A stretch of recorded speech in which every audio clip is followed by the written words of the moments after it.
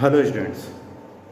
In this class we are going to study about the last topic of the wave optics, and that is your diffraction.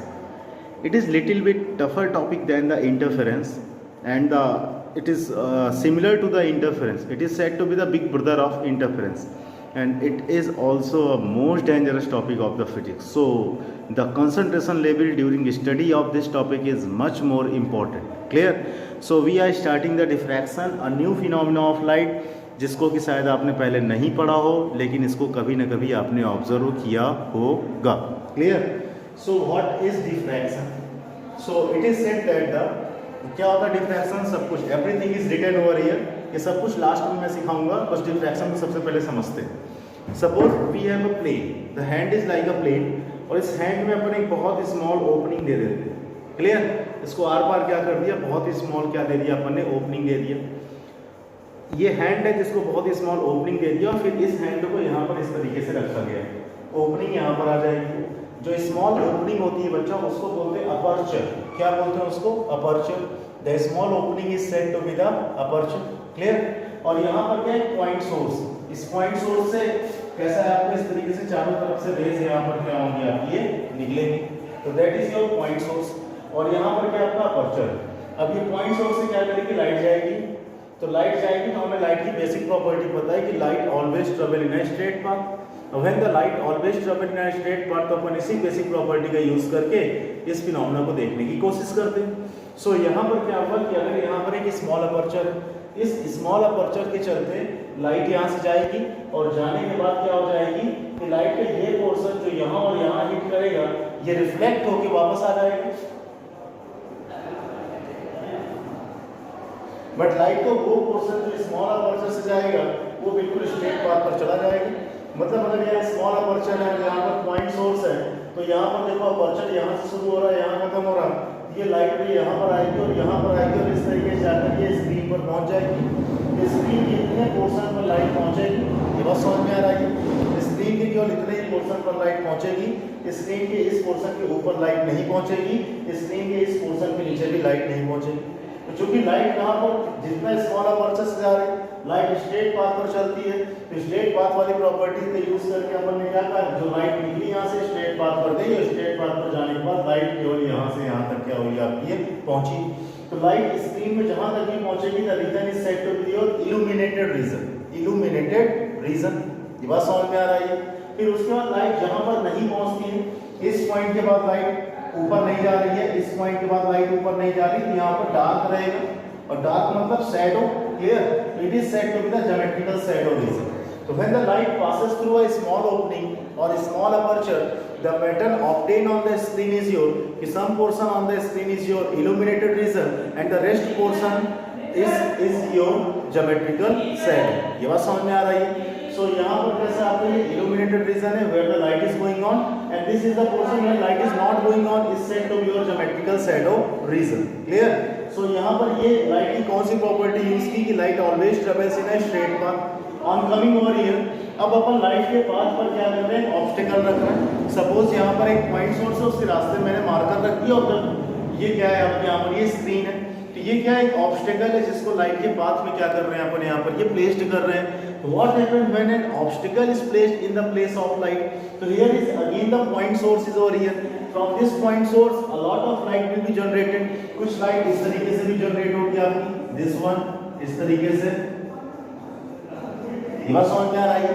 But the light passing from this obstacle, जितनी भी light इस obstacle को hit करेगी, वो light क्या हो जाएगी आपकी, रिफ्लेक्ट होके इधर की ओर आ जाएगी.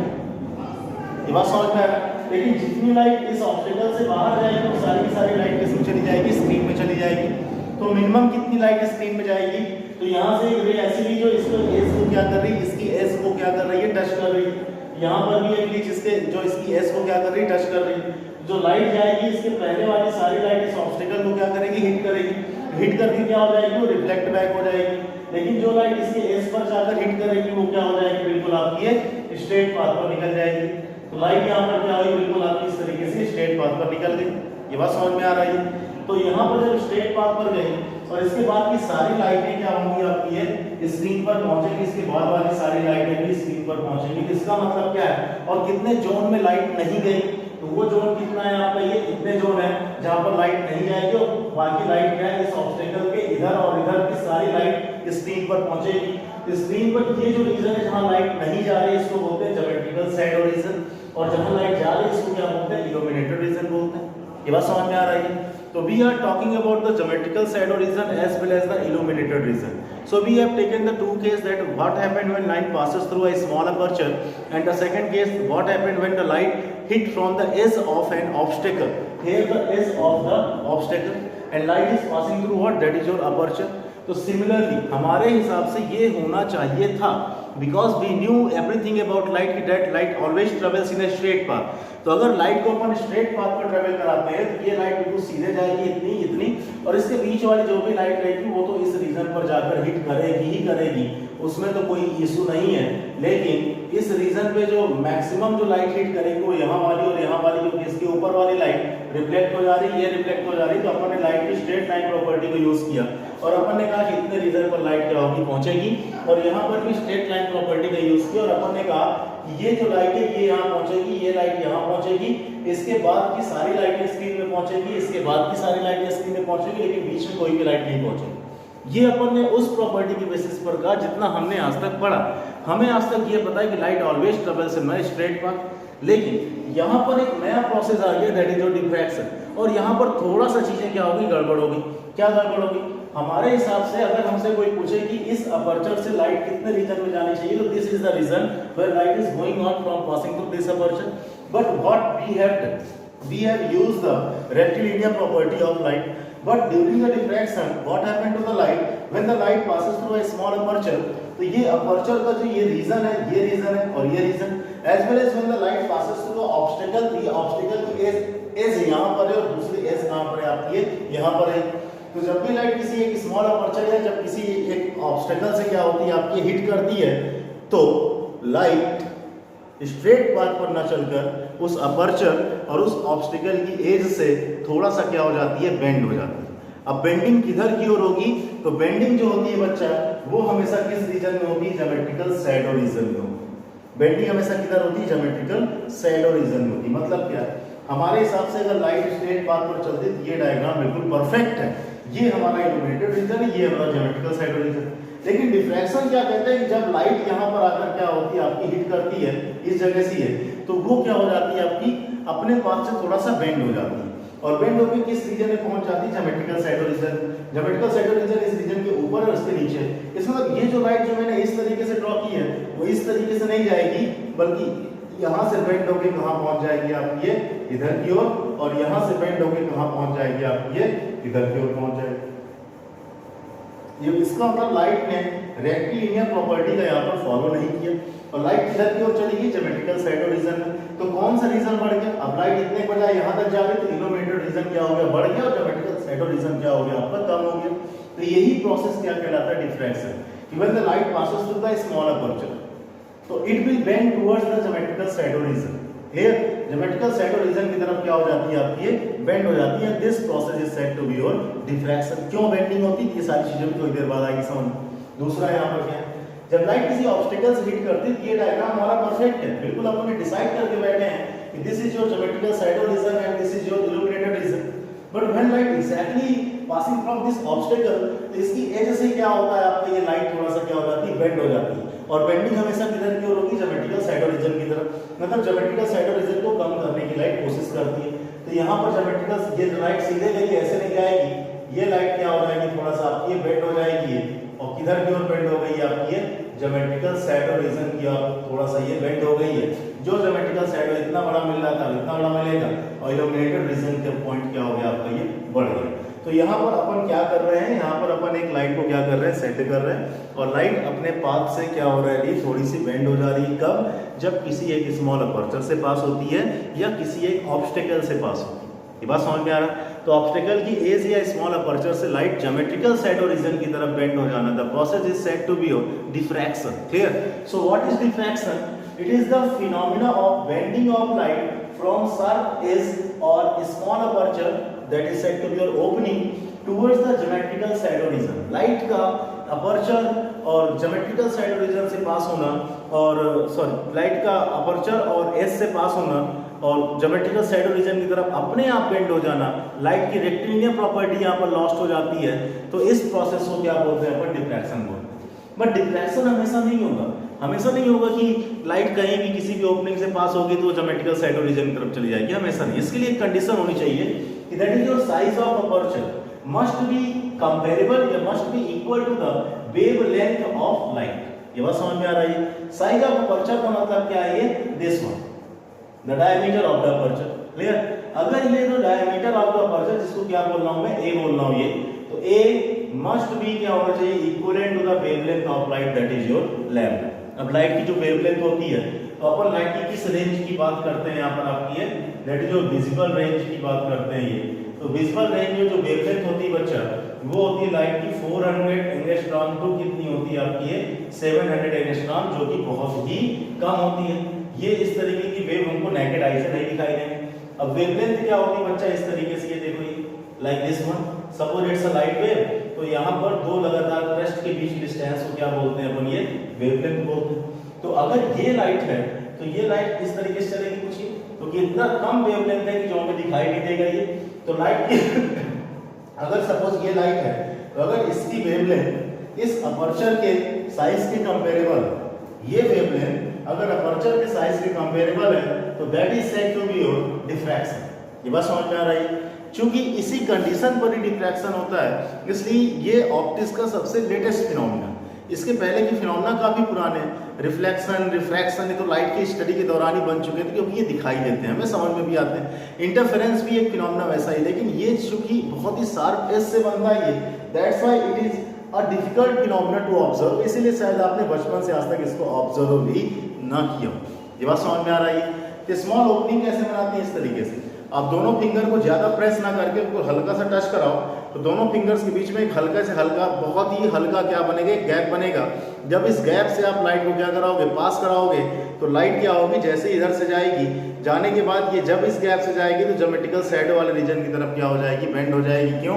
क्योंकि यहाँ पर जो गैप है, वो गैप लाइट की वेवलेंथ की कैसा है आपका, ये कंपेरेबल है। ये बात समझ में आ रही है? तो I hope you are understanding the basic definition of diffraction. That is what? It is the phenomena of bending of light from sharp S or small aperture towards the geometrical shadow region. The condition for diffraction is your size of aperture must be comparable to the wavelength of light, and these are the two diagrams through which I have told you about the diffraction. So what happens when light passes through a small aperture? When light passes through a small aperture, it will tend towards the geometrical shadow region, and when light passes through an obstacle, it will tend towards the geometrical shadow region. Okay, now we are going to study about the types of diffraction. So it is said to be that there are two types of diffraction. The first one is said to be of Fresnel diffraction. Fresnel लिखा लेकिन Fresnel पढ़ते हैं, so Fresnel diffraction. And the second one is said to be the Fraunhofer diffraction. Clear? So what will happen during diffraction? So I have told you in the previous diagram, for diffraction we should have a small opening as well as a point source as well as the screen, where we can see the pattern on the screen. Clear? So what will happen? This is the aperture, a small opening, and this small opening is also called your slit. Slit. इसको पढ़ रखा है अपन interference में, तो that is your slit plane, that is your source, and that is your screen. इन तीनों की positions के basis पर, on the basis of positions of the source, slit and screen, there are two types of diffraction. The first one is your Fresnel diffraction, and the second one is your Fraunhofer diffraction. So what is your Fresnel diffraction? Clear? So on coming to the Fresnel diffraction, it is said to be that when source, slit and screen, all these are present at a finite distance. Clear? All these are present at a finite distance, then such type of जो भी होगा diffraction is said to be Fresnel diffraction. What is Fresnel diffraction? Distance between source, slit and screen must be finite. ये finite distance पर होने चाहिए. And if source, slit और screen they all are placed at infinite distance to each other, then such type of diffraction is said to be the Fraunhofer diffraction. Fraunhofer diffraction is what? Distance between source, slit and screen must be infinite. Must be infinite. ये बात समझ में आ रही है? Clear? अब यहाँ पर होता तो ये लेकिन जब इसको अपन आगे कंटिन्यू करते हैं तो वहाँ पर एक छोटा सा लॉजिक लगाते हैं, क्या कि सपोज सोर्स ऑफ स्लिट इस रिफ्रैक्शन में, सोर्स ऑफ स्लिट एक फाइनाइट डिस्टेंस पर है, कैसा सोर्स है, पॉइंट सोर्स है, इससे कैसा वेवफ्रंट निकलेगा आपका, ये इस तरीके से निकलेगा, स्फेरिकल वेवफ्रंट। तो इसका मतलब क्या है ये कि फाइनाइट डिफ्रैक्शन में सोर्स से स्फेरिकल वेवफ्रंट निकलता है और स्लिट पर कौन सा वेवफ्रंट पहुंचता है, स्फेरिकल। ये बात समझ में आ रहा है? मतलब अगर स्लिट पर स्फेरिकल वेवफ्रंट पहुंच रहा है due to point source, then such type of diffraction is said to be your finite diffraction. मतलब यहां पर क्या होता है आपका ये, that is your slit plane experiences spherical wavefront। तो बात समझ में आ रही है? The slit plane experiences a spherical wavefront। On coming to the Fraunhofer diffraction, क्योंकि यहाँ पर source and screen और source and slit और screen are placed at infinite distance। अब आप बस सिंपल सा लॉजिक सोचना, if the source is at infinite distance तो वेवफ्रंट तो इससे कैसा जनरेट होगा आपका, ये स्फेरिकल जनरेट होगा। लेकिन मैंने पढ़ाया वेवफ्रंट में पहले ही लेक्चर में वेव ऑप्टिक्स के, अगर सोर्स पॉइंट सोर्स अगर हमारा इंफिनिटी पर है तो वेवफ्रंट कैसा होगा, उसका प्लेन वेवफ्रंट आएगा। मतलब एनी हाउ अगर स्लिट पर प्लेन वेवफ्रंट आ रहा है इस तरीके से, ये इसका मतलब ये कौन सा डिफ्रैक्शन है आपका, ये फ्रॉनहोफर डिफ्रैक्शन। क्लियर? तो यहाँ पर क्या हो जाएगा आपका ये, that is your slit plane experience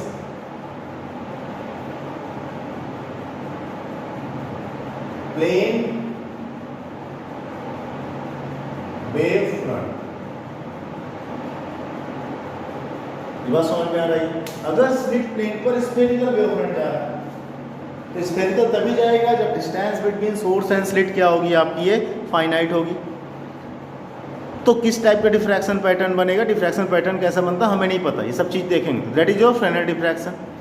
लेकिन अगर उसी स्लिट पर जो वेव फ्रंट है that is your parallel wave front है, प्लेन वेव फ्रंट है, it means when we get the plane wave front when the source is placed at infinity, then such type of diffraction is said to be your Fraunhofer diffraction, and the basic definition of Fraunhofer diffraction is your distance between source slit and screen must be क्या होना चाहिए आपका, ये infinite होना चाहिए। Okay हाँ, तो students now we are going to go for the some calculative portion of the diffraction। clear? So diffraction is what you know very well। और यहाँ पर क्या ये हमें पढ़ना diffraction through a single slit। clear? और ये कैसा डिफ्रैक्शन है आपकी, फ्रॉनहोफर डिफ्रैक्शन। ठीक, इस पर बाद में आएंगे, ध्यान समझना है। जैसे मैंने थोड़ी देर पहले बताया कि यहाँ पर सपोज कैसा ये कोई एक पॉइंट सोर्स है, यहाँ स्मॉल अपर्चर तो यहाँ पर जाता है। ये जो रेज अपन ने बिल्कुल सीधे भेजी थी, मैंने क्या कहा था, ये यहाँ से ज्योमेट्रिकल साइड रीजन में थोड़ा सा बेंड हो जाता है। इतने रीजन में लाइट पहुंची, इतने रीजन में लाइट पहुंची, इसको बोलते हैं इल्यूमिनेटेड रीजन। इधर लाइट नहीं पहुंची, इसको बोलते हैं ज्योमेट्रिकल साइड रीजन। ये बात समझ में आ रही है? तो जितने रीजन में लाइट पहुंचती है ये क्या होता है आपका, ये it is said to be the central maximum, इतना बड़ा। इसके बाद ज्योमेट्रिकल साइडों में थोड़ा सा डार्क, धीरे धीरे ब्राइटनेस कम होती जाएगी लाइट की, dark bright dark bright dark bright ऐसी फ्रिंजेस मिलती जाएंगी। मतलब क्या, ध्यान समझने का सुनना है। अपन ने इंटरफेरेंस में पढ़ा था कि इंटरफेरेंस में पैटर्न कैसा मिलता है ये, तो यहाँ पर सेंट्रल ब्राइट मिलता है, फिर फर्स्ट डार्क, फिर फर्स्ट ब्राइट, फिर सेकंड डार्क, सेकंड ब्राइट, फिर यहाँ पर ये first dark, first bright, second dark, second bright, ऊपर नीचे सेम पैटर्न है। यहाँ पर भी बिल्कुल सेम टू सेम पैटर्न मिलेगा, थोड़ा सा नाम उसका अलग हो जाता है। यहाँ जो सेंट्रल ब्राइट है बच्चा ना, उसको बोलेंगे सेंट्रल मैक्सिमम। क्या बोलेंगे, सेंट्रल मैक्सिमम। क्लियर? और जितने भी ब्राइटर मिलेंगे, जितने भी ब्राइटर मिलेंगे इनको बोलते हैं आप ये, that is your secondary Maximus. क्या बोलते हैं ये, सेकेंडरी मैक्सिमस। ठीक, जितने ब्राइट, जैसे कि फर्स्ट ब्राइटर है ना, इसको फर्स्ट ब्राइट बोलते थे इंटरफेरेंस में, तो डिफ्रैक्शन में बोलेंगे इसको ये फर्स्ट सेकेंडरी मैक्सिमम। फिर इसके बाद यहाँ पर ये सेकंड ब्राइट आएगा ये, तो डिफ्रैक्शन में इसको क्या बोलेंगे, सेकंड सेकेंडरी मैक्सिमम। ये बात समझ में आ रहा है? इतना ही, कोई प्रॉब्लम इसमें? सिमिलरली यहाँ पर जो डार्क पैटर्न मिलेगा ड्यूरिंग डिफ्रैक्शन, इसको अपन बोलते हैं ये, that is your secondary minimum. Dark pattern को क्या बोलते हैं अपन, ये सेकेंडरी मिनिमम बोलते हैं। जैसे यहाँ पर क्या है, ये D1 जिसको फर्स्ट डार्क बोलते थे, इसको बोलेंगे फर्स्ट सेकेंडरी मिनिमम। D2 क्या बोलेंगे, first second secondary minimum. Secondary की जगह सब्सिडियरी वर्ब भी आ सकता है, subsidiary verb first subsidiary maxima, second subsidiary maxima, similarly secondary मिनिमास भी मिलते हैं यहाँ पर ये। सो यहाँ पर हमें तीन चीजें देखनी है ये सेकेंडरी मिनिमास कब मिलेंगे और सेकेंडरी मैक्सिमास कब मिलेंगे। तो आपको इंटरफेरेंस में कुछ चीजें पता है और मैं इसको बहुत ही डायरेक्ट जा रहा हूँ, बहुत डिटेल में नहीं चल रहा हूँ, उसको आपको जितना जरूरी तो उतना ही बता रहा हूँ, ध्यान सुनना ही। हमें पता है कि इंटरफेरेंस में अगर हमें पाथ डिफरेंस मैक्सिमम चाहिए, मतलब हम चाहते हैं कि हर जगह ब्राइटर फ्रिंज मिले, तो ब्राइटर फ्रिंज का पाथ डिफरेंस कितना होता है आपका n लैम्डा होता है। और हम चाहते हैं हर जगह डार्कर पे, तो डार्कर का पाथ डिफरेंस कितना होता है आपका ये 2n+1 * λ/2 होता है।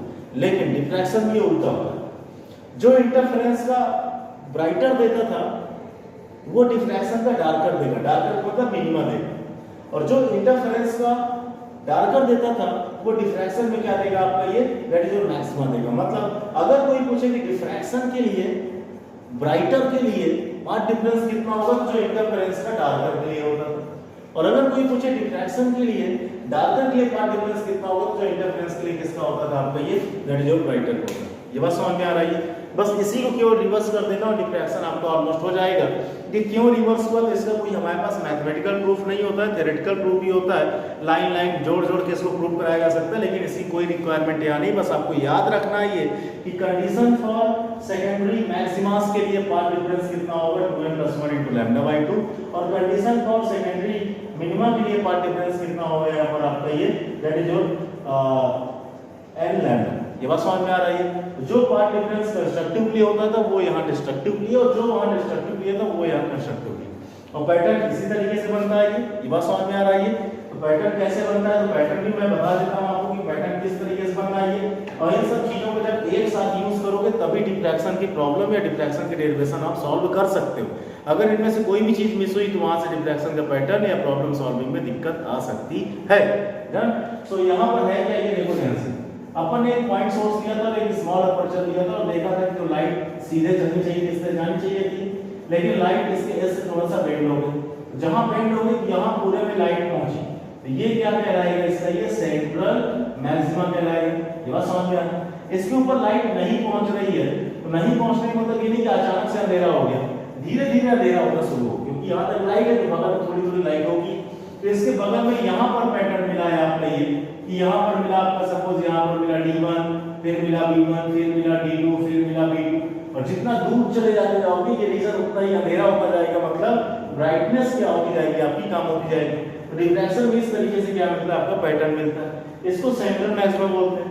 First secondary minima, second secondary minima, first secondary maxima, second secondary maxima. ये बात समझ में आ रही है, कोई प्रॉब्लम इसमें, ये डन। अब यहाँ पर देखते हैं कि यहाँ पर ये लिखा हुआ है that is your Fraunhofer diffraction. Clear. So यहाँ पर जो फ्रॉन-हॉफर डिफ्रैक्शन है, तो फ्रॉन-हॉफर डिफ्रैक्शन में हम पहले भी देख चुके हैं कि सबके बीच में डिस्टेंस कितनी होनी चाहिए, इनफाइनाइट होनी चाहिए। अब भाई इनफाइनाइट डिस्टेंस नहीं कर सकते ना, हमें एक्सपेरिमेंट परफॉर्म करना है और हम कह रहे हैं हम फ्रॉन-हॉफर डिफ्रैक्शन देखना चाहते हैं, तो अपन स्लिट को कहाँ रखा है, यहाँ से मंजनपुर रखा है कि यहाँ से पश्चिम से रख के चले। ये बात समझ में आ रही है। इनफाइनाइट तो वो भी नहीं, तो इनफाइनाइट पर रखने कहाँ जाएंगे, और अगर हमें इनफाइनाइट पता ही है कि यहाँ पर इनफाइनाइट है तो फिर इनफाइनाइट क्यों कहलाएगा। ये बात समझ में आ रही है। इसलिए इसकी सेकंड थ्योरम कि स्लिट पर हमें कैसा वेव फ्रंट चाहिए, प्लेन वेव फ्रंट। अगर प्लेन वेव फ्रंट चाहिए तब भी कौन सा डिफ्रैक्शन होता है, फ्रॉन-हॉफर डिफ्रैक्शन होता है। क्लियर। सो यहाँ पर क्या किया मैंने, देखो एक पॉइंट सोर्स लिया दैट इज योर एस, ये पॉइंट सोर्स है, और यहाँ पर ये अपर्चर।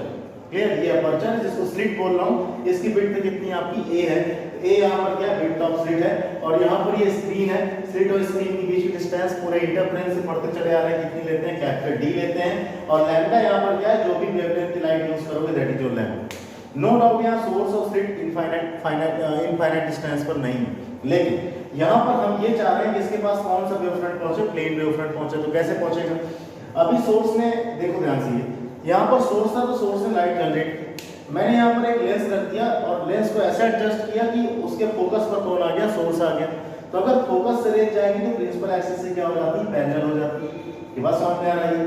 अब यहाँ पर मुझे इसका वेव फ्रंट ड्रॉ करना है, तो ये जो वेव फ्रंट क्या होता है, रेस के परपेंडिकुलर होता है। यहाँ पर मैंने एक ऐसा प्लेन ड्रॉ कर दिया जो रेस के कैसा है आपका, ये परपेंडिकुलर है। तो रेस के परपेंडिकुलर होने के चलते ये वेव फ्रंट कैसा हो गया आपका, स्फेरिकल वेव फ्रंट हो गया। लेकिन लेंस के बाद चूंकि सोर्स इसके फोकस पर था तो सारी रेस कैसी हो जाएगी, लेंस के प्रिंसिपल एक्सिस के पैरेलल हो जाएगी। तो रेस अगर प्रिंसिपल एक्सिस के पैरेलल हो गई, इसका मतलब अगर मैं यहाँ पर एक प्लेन ड्रॉ कर दूं वो प्लेन रेस के साथ कैसा है आपका 90 डिग्री पर है, तो ये कैसा वेव फ्रंट हो गया आपका, ये प्लेन वेव फ्रंट हो गया। ये बात समझ में आ रही है। इसका मतलब स्लिट पर कौन सा वेव फ्रंट पहुंच रहा, प्लेन वेव फ्रंट पहुंच रहा, और इसी के अरेंजमेंट के लिए क्या लिया अपन ने यहाँ पर एक लेंस लिया। तो जैसे ही लेंस पहुंचा तो होगा क्या कि यहाँ से जो लाइट जाएगी आगे भी एक लेंस रखा और उसके फोकस पर कौन है, स्क्रीन है। जब ये पैरेलल रेज जाएंगे तो स्क्रीन पर क्या हो जाएंगे आपकी, फोकस्ड हो जाएंगे। ये बात समझ में आ रही है। अब ध्यान समझना, ये प्लेन वेव फ्रंट जब यहाँ पर इस तरीके से पहुंचता है तो वो अपर्चर पर भी पहुंचेगा, और प्लेन वेव फ्रंट का केवल इतना पोर्शन अपर्चर पर पहुंचेगा, इसका ये वाला पोर्शन यहाँ से हिट करके रिफ्लेक्ट होके क्या हो जाएगा, वापस हो जाएगा। तो जैसे ही वेव फ्रंट यहाँ पर पहुंचा तो क्या होगा, ध्यान समझना है। जैसे ही वेव फ्रंट कहां पर पहुंच रहा है, स्क्रीन पर स्लिट्स के बीच में पहुंच रहा है आपका ये, that is here is your S1 and here is your कैसा S2 है। वेव फ्रंट यहां पहुंच चुका है, हमें पता है कि वेव फ्रंट पर अपन इनफाइनाइट पार्टिकल्स ले सकते हैं। ये बात समझ में आ रही है। वेव फ्रंट पर अपन इनफाइनाइट क्या ले सकते हैं, पार्टिकल ले सकते हैं, और हर एक पार्टिकल एक सोर्स की तरह वर्क करेगा। यहाँ इनफाइनाइट पार्टिकल है, सपोज इस पार्टिकल ये सोर्स की तरह वर्क कर रहा है, ये खुद का क्या करेगा, अपने वेवलेट्स जनरेट करना शुरू कर देगा इस तरीके से। ये बात समझ में आ रही है। सिमिलरली कहीं यहाँ पर भी पार्टिकल ले सकते हो आप, कहीं भी बीच में ले सकते हो, ये भी खुद का क्या करेगा, वेव फ्रंट अपना जनरेट करना क्या कर देगा आपका, ये शुरू कर देगा इस तरीके से। ये बात समझ में आ रही है। अब कोई कहे कि ये तो इसका वेव फ्रंट है, कोई कहे रेस कैसी, तो रेस कैसी होगी, यहाँ पर वेव फ्रंट के साथ 90 डिग्री पर होगी। ये बात समझ में आ रही है। इस तरीके से ढेर सारी रेस क्या होगी, दोनों सोर्स से आपकी जनरेट होगी। और ध्यान रखना, मैंने यहाँ 2 सोर्स दिया, लेकिन यहाँ पर कितने सोर्स होंगे आपकी, ये इनफाइनाइट सोर्स। अब ध्यान सुनो, इस सोर्स की ये वाली रे को देखो और इस सोर्स की ये वाली रे को देखो, दोनों कैसी हैं आपस में, पैरेलल। ये बात समझ में आ रही है। सिमिलरली ये वाली रे इसके पैरेलल, करेक्ट। और यहाँ पर ये दिख रहा है कि जब इस तरह से लाइट जाएगी तो लाइट हमेशा स्ट्रेट पाथ पर नहीं जाएगी। देखो लाइट इधर भी गई है, लाइट इधर भी गई, इसका मतलब लाइट किसी न किसी एंगल से क्या होगी आपकी, डेविएट होगी। और बहुत ढेर सारी लाइट, कोई भी लाइट इस सोर्स से निकलेगी, इस सोर्स से निकलने वाली किसी न किसी लाइट की कैसे रहेगी आपकी, पैरेलल रहेगी। पैरेलल है तो उसने इस लाइन के साथ कितना एंगल बनाया, सपोज थीटा एंगल बनाया, और इन्हीं की केवल 2 पैरेलल लाइंस लेंगे, एक इसकी पैरेलल लेंगे, एक इसकी, होंगी इनफाइनाइट लाइंस, होंगी इनफाइनाइट सोर्स। लेकिन अपन यहाँ पर केवल 2 सोर्स लेंगे, एक यहाँ पर और एक यहाँ पर, और कहेंगे कि इनसे निकलने वाली 2 पैरेलल रेज इस तरीके से। अपन ने केवल उन दोनों पैरेलल रेज की स्टडी करनी, बाकी बहुत इनफाइनाइट है, आप किसी की भी स्टडी कर सकते हो। जब वो दोनों पैरेलल रेज अपन ले लेंगे तो वो जो दोनों पैरेलल रेज हैं, जो इस सोर्स से निकलने वाली रेज है, वो सीधे नहीं चल रही, केवल सीधे चलती है। हमारा ये था हिसाब किताब, यहाँ अपर्चर है, लाइट बिल्कुल सीधे भेजते, यहाँ तक आता तो ये इल्यूमिनेटेड रीजन होता, लेकिन डिफ्लेक्शन कहता है कि लाइट एजेस से बेंड हो जाएगी, कुछ इधर भी चली जाएगी, कुछ इधर भी चली जाएगी। एज से बेंड होती दिख रही है, क्योंकि ये अगर एक पॉइंट सोर्स है, ये अपना वेव फ्रंट इस तरीके से जनरेट करेगा और इसकी रेज चारों तरफ जाएंगे। इसका मतलब यहाँ तक ही केवल आपका इल्यूमिनेटेड रीजन नहीं रहेगा, बल्कि पूरे में यहाँ पर इल्यूमिनेटेड रीजन आएगा।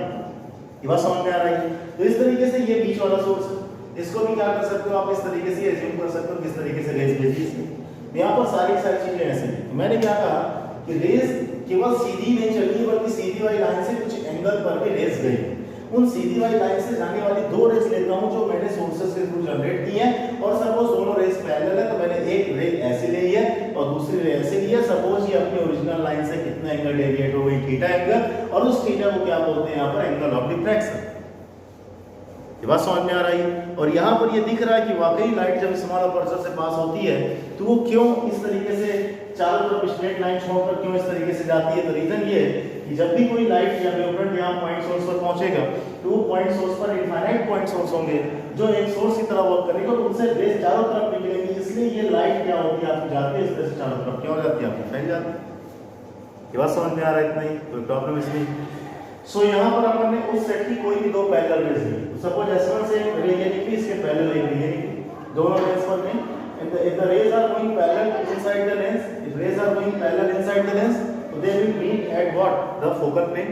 ये कहाँ पर मीट करेंगे आपकी, ये फोकल प्लेन पर क्या कर जाएंगे आपकी, ये मीट कर जाएंगे। और किस पॉइंट पर मीट करेंगे आपकी, ये P पॉइंट पर मीट करेंगे। ये बात समझ में आ रही है।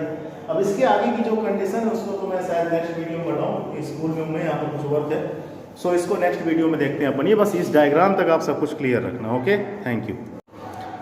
Hello students, in this class we are going to study about the last topic of the wave optics, and that is your diffraction.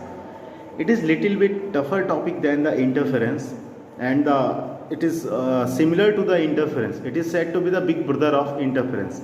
and it is also a most dangerous topic of the physics. So the concentration level during study of this topic is much more important. Clear? So we are starting the diffraction, a new phenomena of light, जिसको कि शायद आपने पहले नहीं पढ़ा हो, लेकिन इसको कभी ना कभी आपने ऑब्जर्व किया होगा. Clear? So what is diffraction? So it is said that the क्या होता है डिफ्रैक्शन? सब कुछ everything is written over here. ये सब कुछ लास्ट में मैं सिखाऊंगा, बस डिफ्रैक्शन को सबसे पहले समझते हैं. Suppose we have a plane, the hand is like a plane, और इस हैंड में अपन एक बहुत स्मॉल ओपनिंग दे देते हैं. क्लियर? इसको आर पार क्या कर दिया, बहुत ही स्मॉल क्या दे दिया अपन ने, ओपनिंग दे दिया.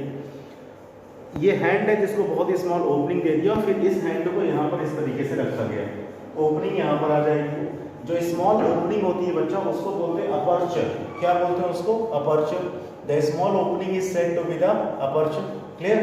और यहाँ पर क्या है? Point source. इस पॉइंट सोर्स से कैसा है आपको, इस तरीके से चारों तरफ से रेज यहाँ पर क्या होंगी आपकी, ये निकलेंगी. तो that is your point source.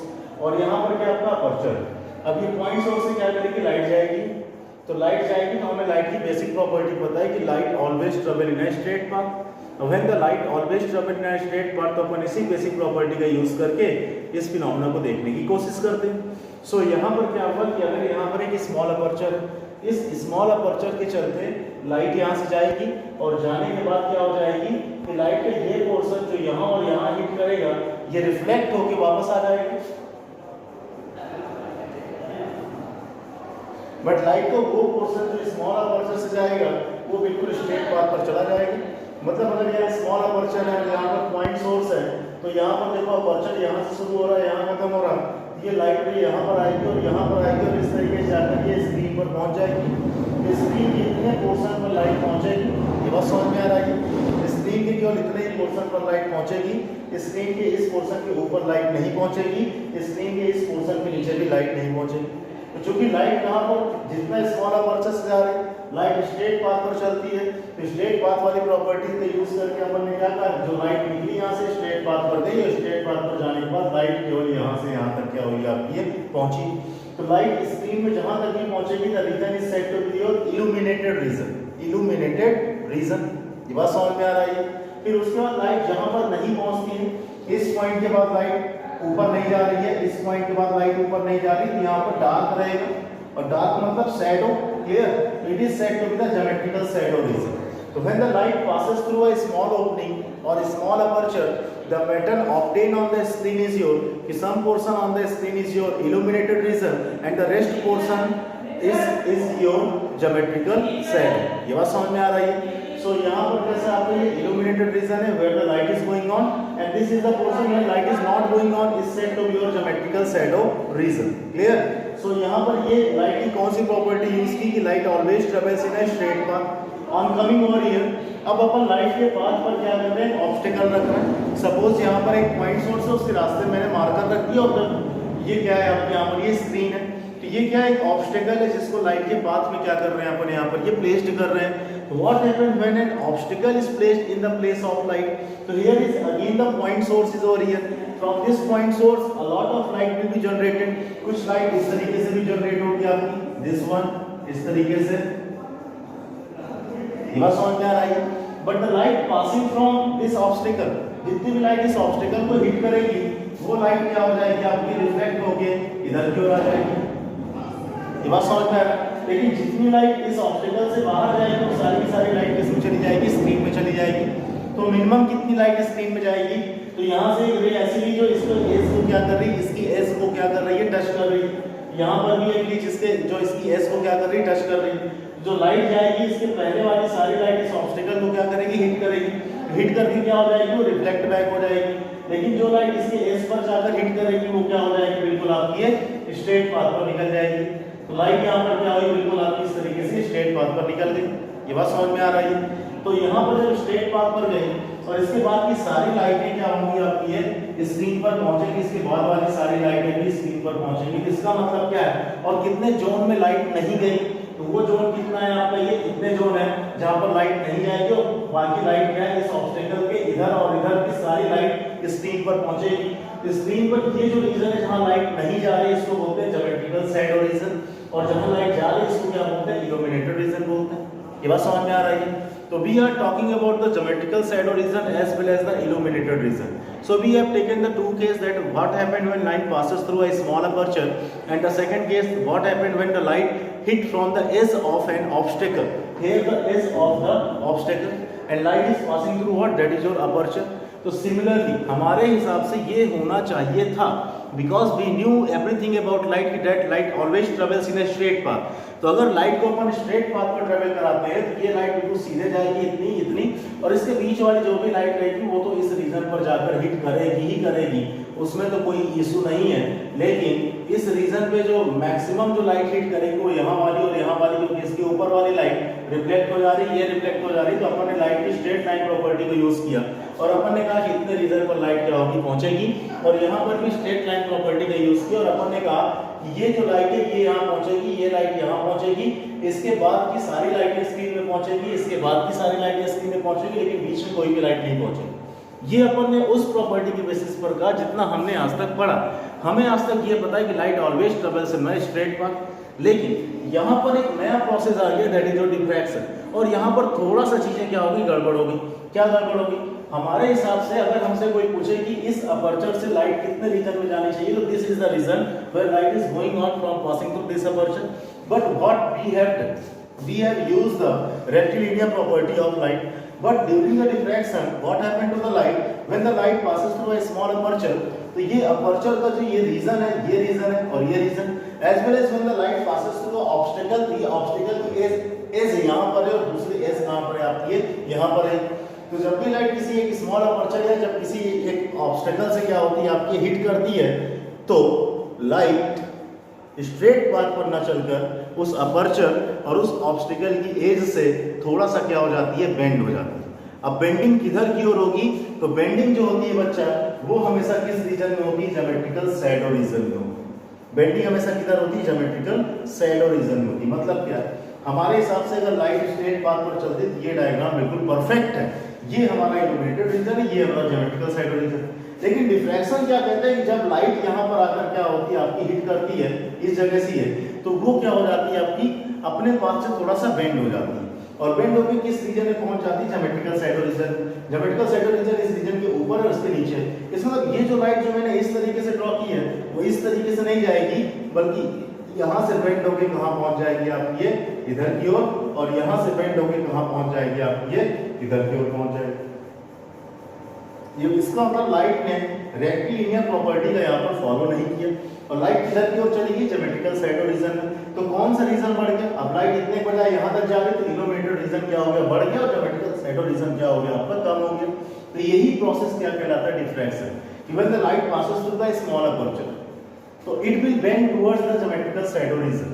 Clear, geometrical shadow region की तरफ क्या हो जाती है आपकी, ये बेंड हो जाती है। This process is said to be your diffraction. क्यों बेंडिंग होती है, ये सारी चीजें थोड़ी देर बाद आएगी समझ। दूसरा यहाँ पर क्या है, जब लाइट किसी ऑब्स्टेकल से हिट करती है, ये डायग्राम हमारा परफेक्ट है, बिल्कुल अपन ने डिसाइड करके बैठे हैं कि this is your geometrical shadow region and this is your illuminated region. But when light exactly passing from this obstacle, तो इसकी एज से क्या होता है आपका, ये लाइट थोड़ा सा क्या हो जाती है, बेंड हो जाती है, और बेंडिंग हमेशा किधर की ओर होगी, ज्योमेट्रिकल शैडो रीजन की तरफ। मतलब ज्योमेट्रिकल शैडो रीजन को कम करने की लाइट कोशिश करती है। तो यहाँ पर ज्योमेट्रिकल ये लाइट सीधे गई ऐसे नहीं जाएगी, ये लाइट क्या हो जाएगी, थोड़ा सा आपकी ये बेंड हो जाएगी, और किधर की ओर बेंड हो गई है आपकी ये ज्योमेट्रिकल शैडो रीजन की ओर थोड़ा सा ये बेंड हो गई है। जो ज्योमेट्रिकल शैडो इतना बड़ा मिल रहा था इतना बड़ा मिलेगा, और इल्यूमिनेटेड रीजन के पॉइंट क्या हो गया आपका, ये बढ़ गया। तो यहाँ पर अपन क्या कर रहे हैं, यहाँ पर अपन एक लाइट को क्या कर रहे हैं, सेट कर रहे हैं, और लाइट अपने पाथ से क्या हो रहा है, थोड़ी सी बेंड हो जा रही है। कब, जब किसी एक स्मॉल अपर्चर से पास होती है या किसी एक ऑब्स्टेकल से पास होती है। ये बात समझ में आ रहा है। तो ऑब्स्टेकल की एज या स्मॉल अपर्चर से लाइट ज्योमेट्रिकल शैडो रीजन की तरफ बेंड हो जाना, the process is said to be diffraction. Clear. So what is diffraction?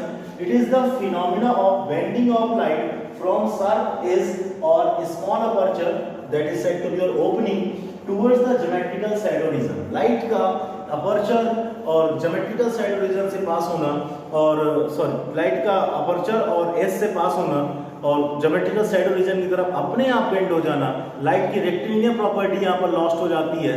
तो इस प्रोसेस को क्या बोलते हैं अपन, डिफ्रैक्शन बोलते हैं। बट डिफ्रैक्शन हमेशा नहीं होगा, हमेशा नहीं होगा कि लाइट कहीं भी किसी भी ओपनिंग से पास होगी तो ज्योमेट्रिकल साइड रीजन की तरफ चली जाएगी, हमेशा नहीं। इसके लिए एक कंडीशन होनी चाहिए कि that is your size of aperture must be comparable या must be equal to the wavelength of light. ये बात समझ में आ रही है? साइज ऑफ अपर्चर का मतलब क्या है? ये this one, the diameter of the aperture. Clear?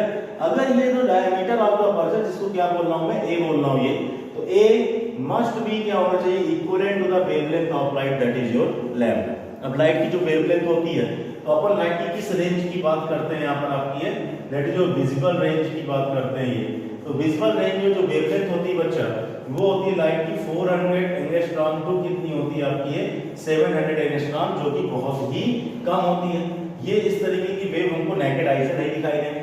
अब वेवलेंथ क्या होती है बच्चा? इस तरीके से, ये देखो, ये like this one, suppose it's a light wave, तो यहाँ पर दो लगातार क्रेस्ट के बीच डिस्टेंस को क्या बोलते हैं अपन? ये वेवलेंथ बोलते हैं। तो अगर ये लाइट है तो ये लाइट इस तरीके से चलेगी कुछ, तो इतना कम वेवलेंथ है कि जो हमें दिखाई नहीं देगा ये। तो लाइट अगर सपोज ये लाइट है तो अगर इसकी वेवलेंथ इस अपर्चर के साइज के कंपेरेबल, ये वेवलेंथ अगर अपर्चर के साइज के कंपेरेबल है तो that is said to be your diffraction. ये बात समझ में आ रही है? क्योंकि इसी कंडीशन पर ही डिफ्रैक्शन होता है, इसलिए ये ऑप्टिक्स का सबसे लेटेस्ट फिनोमेना। इसके पहले की फिनोमेना काफी पुराने, रिफ्लेक्शन, रिफ्रैक्शन, ये तो लाइट की स्टडी के दौरान ही बन चुके थे, क्योंकि ये दिखाई देते हैं, हमें समझ में भी आते हैं। इंटरफेरेंस भी एक फिनोमेना वैसा ही, लेकिन ये चूंकि बहुत ही शार्प एज से बनता है ये, that's why it is a difficult phenomena to observe. इसीलिए शायद आपने बचपन से आज तक इसको ऑब्जर्व भी ना किया। ये बात समझ में आ रही है? स्मॉल ओपनिंग कैसे बनाते हैं? इस तरीके से आप दोनों फिंगर को ज्यादा प्रेस ना करके उनको हल्का सा टच कराओ, तो दोनों फिंगर्स के बीच में एक हल्का से हल्का, बहुत ही हल्का क्या बनेगा? एक गैप बनेगा। जब इस गैप से आप लाइट को क्या कराओगे? पास कराओगे, तो लाइट क्या होगी? जैसे इधर से जाएगी, जाने के बाद ये जब इस गैप से जाएगी तो ज्योमेट्रिकल शैडो वाले रीजन की तरफ क्या हो जाएगी? बेंड हो जाएगी। क्यों? क्योंकि यहाँ पर जो गैप है वो गैप लाइट की वेवलेंथ की कैसा है आपका? ये कंपेरेबल है। ये बात समझ में आ रही है? तो I hope you are understanding the basic definition of diffraction. That is what? It is the phenomena of bending of light from short s or small aperture towards the geometrical shadow region. The condition for diffraction is your size of aperture must be comparable to the wavelength of light, and these are the two diagrams through which I have told you about the diffraction. So what happens when light passes through a small aperture? When light passes through a small aperture, it will tend towards the geometrical shadow region, and when light passes through an obstacle, it will tend towards the geometrical shadow region. Okay, now we are going to study about the types of diffraction. So it is said to be that there are two types of diffraction. The first one is said to be of Fresnel diffraction. Fresnel लिखा लेकिन Fresnel पढ़ते हैं, so Fresnel diffraction. And the second one is said to be the Fraunhofer diffraction. Clear? So what will happen during diffraction? So I have told you in the previous diagram, for diffraction we should have a small opening as well as a point source as well as the screen, where we can see the pattern on the screen. Clear? So what will happen? This is the aperture, a small opening, and this small opening is also called your slit. Slit. इसको पढ़ रखा है अपन interference में, तो that is your slit plane, that is your source, and that is your screen. इन तीनों की positions के basis पर, on the basis of positions of the source, slit, and screen, there are two types of diffraction. The first one is your Fresnel diffraction, and the second one is your Fraunhofer diffraction. So what is your Fresnel diffraction? Clear? So on coming to the Fresnel diffraction, it is said to be that when source, slit, and screen, all these are present at a finite distance. Clear? All these are present at a finite distance, then such type of जो भी होगा diffraction is said to be a Fresnel diffraction. What is Fresnel diffraction? Distance between source, slit and screen must be finite. ये finite distance पर होने चाहिए. And if source, slit और screen they all are placed at infinite distance to each other, then such type of diffraction is said to be the Fraunhofer diffraction. Fraunhofer diffraction is what? Distance between source, slit and screen must be infinite. Must be infinite. ये बात समझ में आ रही है? Clear? अब यहाँ पर होता तो ये, लेकिन जब इसको अपन आगे कंटिन्यू करते हैं तो वहाँ पर एक छोटा सा लॉजिक लगाते हैं। क्या? कि सपोज सोर्स और स्लिट इस डिफ्रैक्शन में, सोर्स और स्लिट एक फाइनाइट डिस्टेंस पर है, कैसा सोर्स है? पॉइंट सोर्स है। इससे कैसा वेव फ्रंट निकलेगा आपका? ये इस तरीके से निकलेगा, स्फेरिकल वेव फ्रंट। तो इसका मतलब क्या है ये कि फ्रेनेट डिफ्रैक्शन में सोर्स से स्फेरिकल वेव फ्रंट निकलता है और स्लिट पर कौन सा वेव फ्रंट पहुंचता है? स्फेरिकल।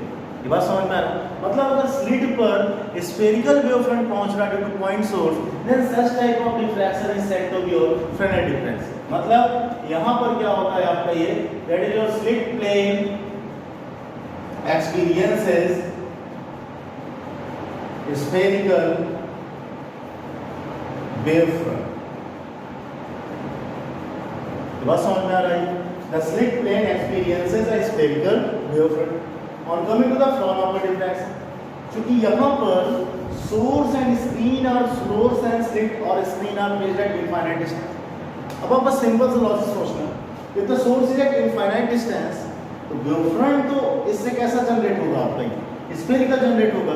लेकिन मैंने पढ़ाया वेव फ्रंट में पहले ही लेक्चर में वेव ऑप्टिक्स के, अगर सोर्स पॉइंट सोर्स अगर हमारा इंफिनिटी पर है तो वेव फ्रंट कैसा होगा? उसका प्लेन वेव फ्रंट आएगा। मतलब एनी हाउ अगर स्लिट पर प्लेन वेव फ्रंट आ रहा है इस तरीके से, ये इसका मतलब ये कौन सा डिफ्रैक्शन है आपका? ये फ्रॉनहोफर डिफ्रैक्शन। क्लियर? तो यहाँ पर क्या हो जाएगा आपका ये, that is your slit plane experience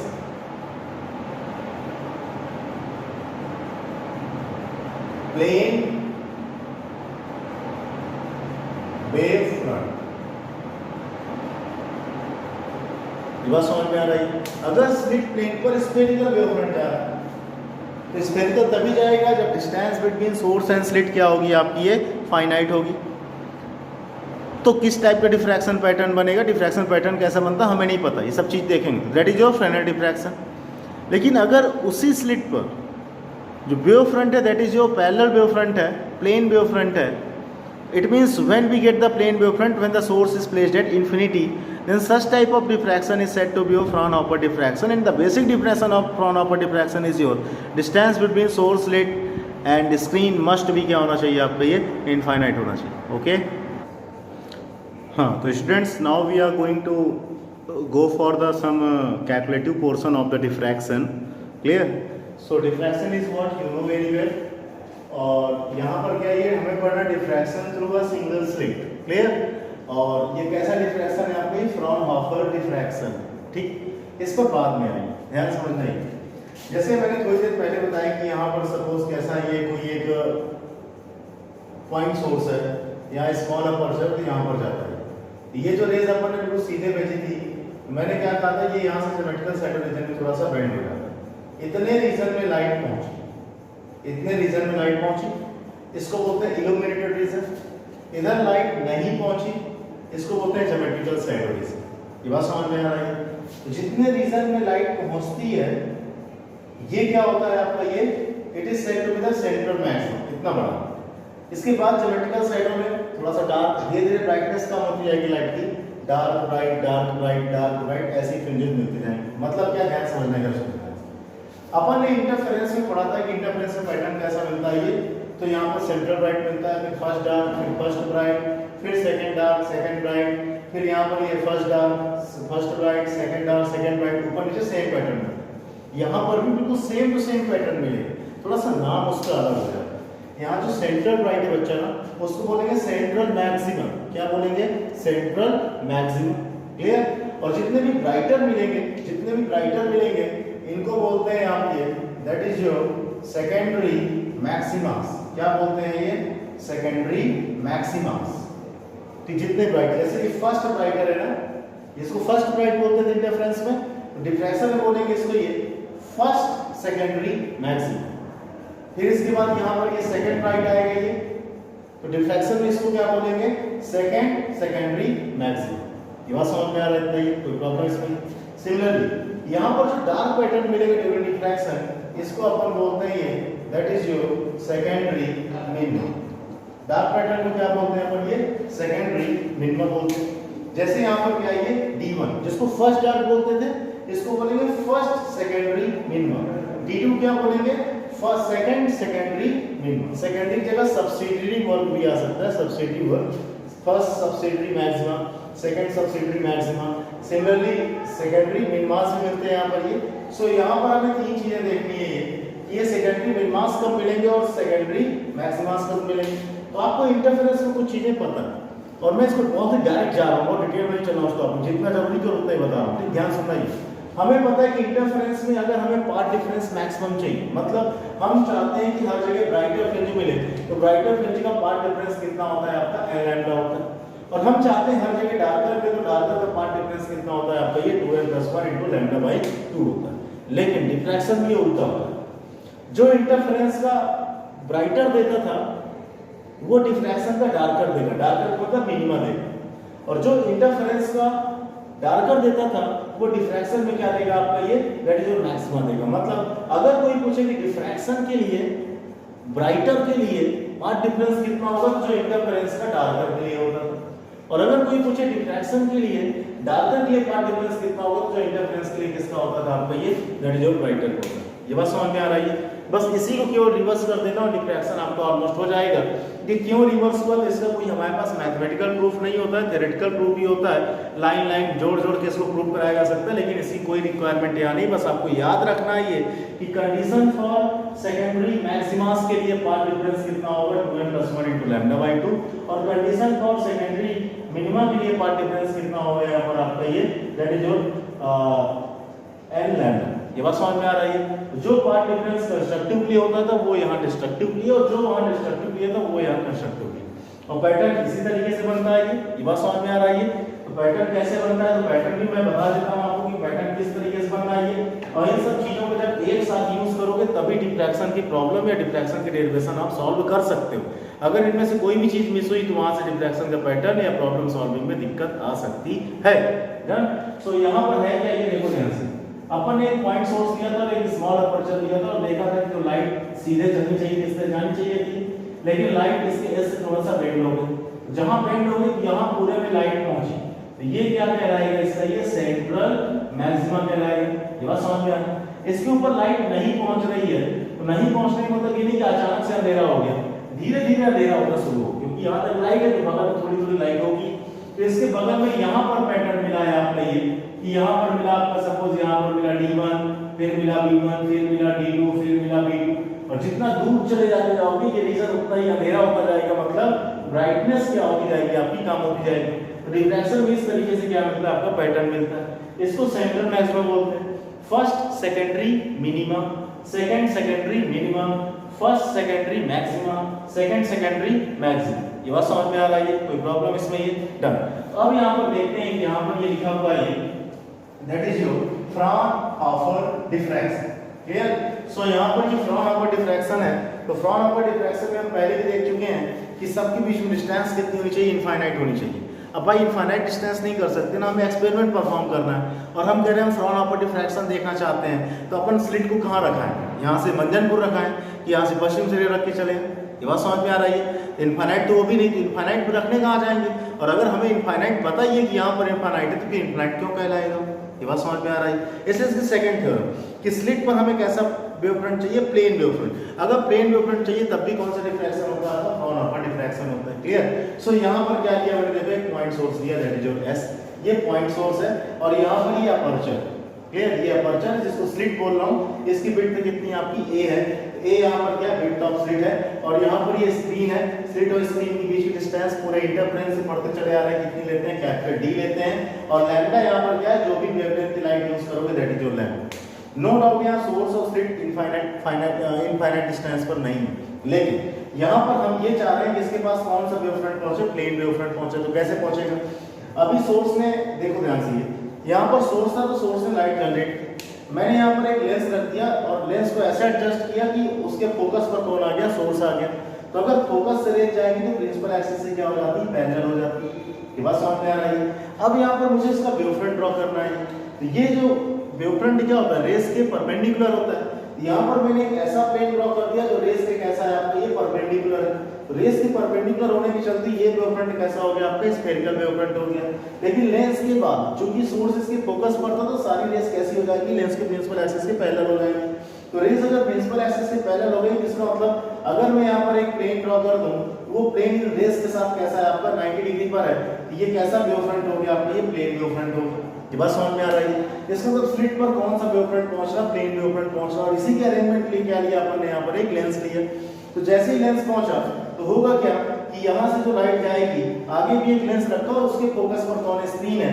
जब ये पैरेलल रेज जाएंगे तो स्क्रीन पर क्या हो जाएंगे आपकी, फोकस्ड हो जाएंगे। ये बात समझ में आ रही है। अब ध्यान समझना, ये प्लेन वेव फ्रंट जब यहाँ पर इस तरीके से पहुंचता है तो वो अपर्चर पर भी पहुंचेगा, और प्लेन वेव फ्रंट पर केवल इतना पोर्शन अपर्चर पर पहुंचेगा, इसका ये वाला पोर्शन यहाँ से हिट करके रिफ्लेक्ट होके क्या हो जाएगा, वापस हो जाएगा। तो जैसे ही वेव फ्रंट यहाँ पर पहुंचा तो क्या होगा, ध्यान समझना है। जैसे ही वेव फ्रंट कहां पर पहुंच रहा है, स्क्रीन स्लिट्स के बीच में पहुंच रहा है आपका ये, that is here is your S1 and here is your कैसा S2 है। वेव फ्रंट यहां पहुंच चुका है, हमें पता है कि वेव फ्रंट पर अपन इनफाइनाइट पार्टिकल्स ले सकते हैं। ये बात समझ में आ रही है। वेव फ्रंट पर अपन इनफाइनाइट क्या ले सकते हैं, पार्टिकल ले सकते हैं, और हर एक पार्टिकल एक सोर्स की तरह वर्क करेगा। यहाँ इनफाइनाइट पार्टिकल है, सपोज इस पार्टिकल ये सोर्स की तरह वर्क कर रहा है, ये खुद का क्या करेगा, अपने वेवलेट्स जनरेट करना शुरू कर देगा इस तरीके से। ये बात समझ में आ रही है। सिमिलरली कहीं यहाँ पर भी पार्टिकल ले सकते हो आप, कहीं भी बीच में ले सकते हो, ये भी खुद का क्या करेगा, वेव फ्रंट अपना जनरेट करना क्या कर देगा आपका, ये शुरू कर देगा इस तरीके से। ये बात समझ में आ रही है। अब कोई कहे कि ये तो इसका वेव फ्रंट है, कोई ये रेस कैसी, तो रेस कैसी होगी, यहाँ पर वेव फ्रंट के साथ 90 डिग्री पर होगी। ये बात समझ में आ रही है। इस तरीके से ढेर सारी रेस क्या होगी, दोनों सोर्स से आपकी जनरेट होगी। और ध्यान रखना, मैंने यहाँ 2 सोर्स दिया, लेकिन यहाँ पर कितने सोर्स होंगे आपकी, ये इनफाइनाइट सोर्स। अब ध्यान सुनो, इस सोर्स की ये वाली रे को देखो और इस सोर्स की ये वाली रे को देखो, दोनों कैसी हैं आपस में, पैरेलल। ये बात समझ में आ रही है। सिमिलरली ये वाली रे इसके पैरेलल, करेक्ट। और यहाँ पर ये दिख रहा है कि जब इस तरह से लाइट जाएगी तो लाइट हमेशा स्ट्रेट पाथ पर नहीं जाएगी। देखो लाइट इधर भी गई है, लाइट इधर भी गई, इसका मतलब लाइट किसी न किसी एंगल से क्या होगी आपकी, डेविएट होगी। और बहुत ढेर सारी लाइट, कोई भी लाइट जो इस सोर्स से निकलेगी, इस सोर्स से निकलने वाली किसी न किसी लाइट की कैसे रहेगी आपकी, पैरेलल रहेगी। पैरेलल है तो उसने इस लाइन के साथ कितना एंगल बनाया, सपोज थीटा एंगल बनाया, और इन्हीं की केवल 2 पैरेलल लाइंस लेंगे, एक इसकी पैरेलल लेंगे, एक इसकी, होंगी इनफाइनाइट लाइंस, होंगी इनफाइनाइट सोर्स। लेकिन अपन यहाँ पर केवल 2 सोर्स लेंगे, एक यहाँ पर और एक यहाँ पर, और कहेंगे कि इनसे निकलने वाली 2 पैरेलल रेज इस तरीके से। अपन ने केवल उन दोनों पैरेलल रेज की स्टडी करनी, बाकी बहुत इनफाइनाइट है, आप किसी की भी स्टडी कर सकते हो। जब वो दोनों पैरेलल रेज अपन ले लेंगे तो वो जो दोनों पैरेलल रेज हैं, जो इस सोर्स से निकलने वाली रेज है, केवल सीधे नहीं चल रही, केवल सीधे चलती है। हमारा ये था हिसाब किताब, यहाँ अपर्चर है, लाइट बिल्कुल सीधे भेजते, यहाँ तक आता तो ये इल्यूमिनेटेड रीजन होता, लेकिन डिफ्लेक्शन कहता है कि लाइट एजेस से बेंड हो जाएगी, कुछ इधर भी चली जाएगी, कुछ इधर भी चली जाएगी। ऐसे बेंड होती दिख रही है, क्योंकि ये अगर एक पॉइंट सोर्स है, ये अपना वेव फ्रंट इस तरीके से जनरेट करेगा और इसके रेज चारों तरफ जाएंगे। इसका मतलब यहाँ तक ही केवल आपका इल्यूमिनेटेड रीजन नहीं रहेगा, बल्कि पूरे में यहाँ पर इल्यूमिनेटेड रीजन आएगा। ये बात समझ में आ रही है। तो इस तरीके से ये बीच वाला सोर्स है, इसको भी क्या कर सकते हो आप, इस तरीके से एज्यूम कर सकते हो किस तरीके से रेज भेजी इसमें। यहाँ पर सारी चीजें ऐसे हैं। तो मैंने क्या कहा कि रेज केवल सीधी नहीं चली, बल्कि सीधी वाली लाइन से कुछ एंगल पर भी रेज गई। उन सीधी वाली लाइन से जाने वाली 2 रेज लेता हूं जो मैंने सोर्सेस के थ्रू जनरेट की हैं, और सपोज दोनों रेज पैरेलल है तो मैंने एक रे ऐसे ले लिया और दूसरी रे ऐसे लिया। सपोज ये अपनी ओरिजिनल लाइन से कितना एंगल डेविएट हो गई, थीटा एंगल, और उस थीटा को क्या बोलते हैं यहाँ पर, एंगल ऑफ डिफ्रैक्शन। ये बात समझ में आ रही है। और यहाँ पर ये दिख रहा है कि वाकई लाइट जब स्मॉल अपर्चर से पास होती है तो वो क्यों इस तरीके से चारों तरफ स्ट्रेट लाइन छोड़कर क्यों इस तरीके से जाती है। तो रीजन ये है कि जब भी कोई लाइट या वेव फ्रंट यहाँ पॉइंट सोर्स पर पहुंचेगा तो वो पॉइंट सोर्स पर इनफाइनाइट पॉइंट सोर्स होंगे जो एक सोर्स की तरह वर्क करेंगे, तो उनसे रेज चारों तरफ निकलेंगे। इसलिए ये लाइट क्या होती है आपकी जाती है इस तरह से चारों तरफ, क्यों जाती है आपकी, फैल जाती है। ये बात समझ में आ रहा है, इतना ही, कोई प्रॉब्लम इसमें। सो यहाँ पर अपन ने उस सेट की कोई भी 2 पैरेलल रेज ली, सपोज S1 से रे ये निकली, इसके पैरेलल रे ये निकली, दोनों लेंस पर नहीं। if the rays are going parallel inside the lens, if rays are going parallel inside the lens, so they will meet at what, the focal plane। ये कहाँ पर मीट करेंगे आपकी, ये फोकल प्लेन पर क्या कर जाएंगे आपकी, ये मीट कर जाएंगे। और किस पॉइंट पर मीट करेंगे आपकी, ये P पॉइंट पर मीट करेंगे। ये बात समझ में आ रही है। अब इसके आगे की जो कंडीशन है उसको तो मैं शायद नेक्स्ट वीडियो में बताऊँ, स्कूल में मैं यहाँ पर कुछ वर्क है, सो इसको नेक्स्ट वीडियो में देखते हैं अपन। ये बस इस डायग्राम तक आप सब कुछ क्लियर रखना। Okay, thank you.